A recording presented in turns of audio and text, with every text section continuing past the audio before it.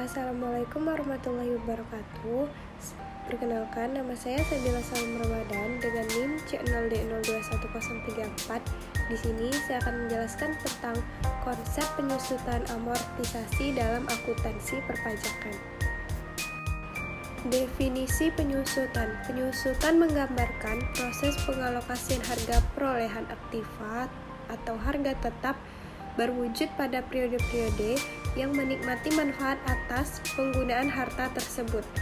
Ketentuan tentang penyusutan menurut Undang-Undang Pajak tercantum pada pasal 11 ayat 1 Undang-Undang Nomor 7 Tahun 1983 tentang pajak penghasilan sebagaimana telah diubah terakhir dengan Undang-Undang Nomor 36 Tahun 2008. Pasal ini menyatakan bahwa penyusutan harus dilakukan atas pengeluaran untuk membeli, mendirikan, menambah, memperbaiki, atau mengubah harta berwujud kecuali tanah yang dimiliki dan digunakan untuk mendapatkan, menagih, dan memelihara penghasilan yang mempunyai masa manfaat selama lebih dari 1 tahun. Dasar penyusutan. Menurut pasal 10 dan 11 Undang-Undang Nomor 7 Tahun 1983 sebagaimana telah diubah terakhir dengan Undang-Undang Nomor 36 Tahun 2008, dasar penyusutan adalah harga perolehan, yakni pengeluaran untuk pembelian, pendirian, penambahan, perbaikan, atau perubahan harta berwujud kecuali tanah yang dimiliki dan dipergunakan untuk mendapatkan, menagih, dan memelihara penghasilan yang mempunyai masa manfaat lebih dari 1 tahun. Sedangkan yang termasuk dalam harga perolehan adalah harga beli dan biaya yang dikeluarkan dalam rangka memperoleh harta tersebut seperti biaya masuk, biaya pengangkutan, dan biaya lainnya. Harta yang dapat disusutkan. Tidak semua harta dapat disusutkan. Berdasarkan ketentuan standar akuntansi keuangan, untuk dapat disusutkan, harta tersebut harus memenuhi kriteria tertentu.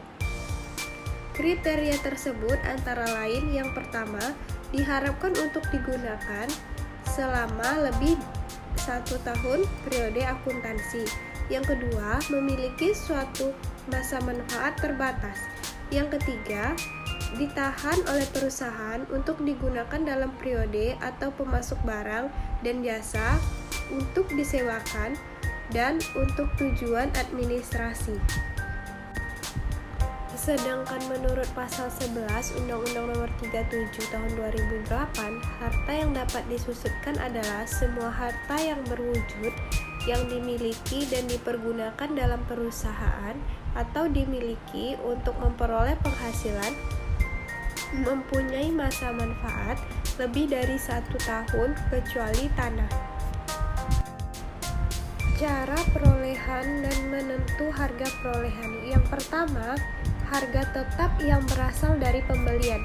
Yang kedua, harga tetap yang diperoleh melalui pertukaran. Yang ketiga, harga tetap yang diperoleh karena hibah, bantuan, sumbangan yang mempunyai syarat, warisan, dan bantuan. Yang keempat, harga tetap berasal dari pengalihan dalam rangka likuidasi, penggabungan, peleburan, pemekaran, pemecahan, pengambilan liha usaha, dan yang kelima, harta tetap berwujud yang dibangun sendiri. Penggolongan harta tetap yang dapat disusutkan. Golongan harta berwujud bukan bangunan terdiri dari 4 kelompok, yaitu yang pertama, kelompok 1, kelompok harta berwujud bukan bangunan yang mempunyai masa manfaat 4 tahun. Yang kedua, kelompok harta yang berwujud bukan bangunan yang mempunyai masa manfaat 8 tahun. Yang ketiga, kelompok harta berwujud bukan bangunan yang mempunyai masa manfaat 16 tahun. Dan yang terakhir, kelompok 4 adalah kelompok harta berwujud bukan bangunan yang mempunyai masa manfaat 20 tahun. Waktu diberlakukannya penyusutan. Yang pertama, pada bulan dilakukannya pengeluaran. Yang kedua, pada bulan selesainya pengerjaan suatu harta sehingga penyusutan pada tahun pertama dihitung secara pro rata atau dengan persetujuan Direktorat Jenderal Pajak pada bulan harta tersebut digunakan untuk mendapatkan, menagih, dan memelihara penghasilan. Dan yang terakhir, dengan persetujuan Direktorat Jenderal Pajak pada bulan harta tersebut mulai menghasilkan, yakni saat mulai berproduksi dan bukan saat diterima atau diperolehnya penghasilan. Menghitung penyusutan. Dalam menghitung penyusutan, rumus umum yang digunakan adalah tarif penyusutan dikali harga perolehan atau nilai sisa buku. Metode penyusutan aktiva tetap atau aset tetap yang diperlakukan Undang-Undang Perpajakan dan dasar penyusutan.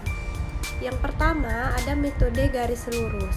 Dasar penyusutan adalah harga perolehan.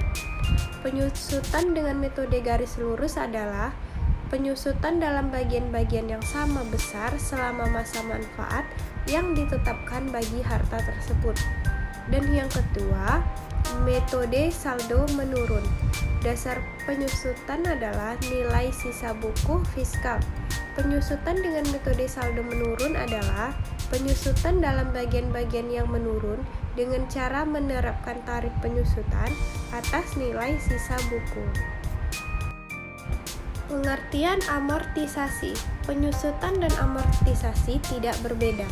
Kedua istilah yang menggambarkan pembebanan biaya karena menurun kegunaan atau manfaat secara berkala dari suatu harta tetap.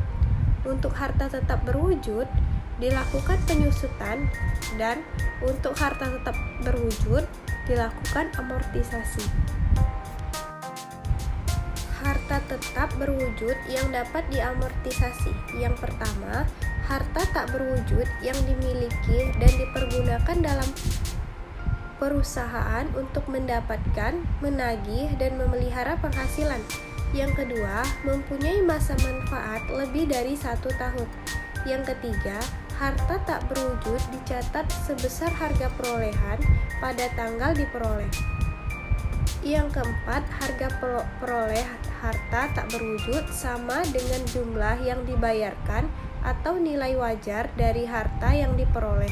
Dan yang terakhir, metode amortisasi adalah garis lurus kecuali kalau ada yang lebih sesuai. Sekian presentasi saya akhiri. Wabillahi taufiq wal hidayah. Wassalamualaikum warahmatullahi wabarakatuh.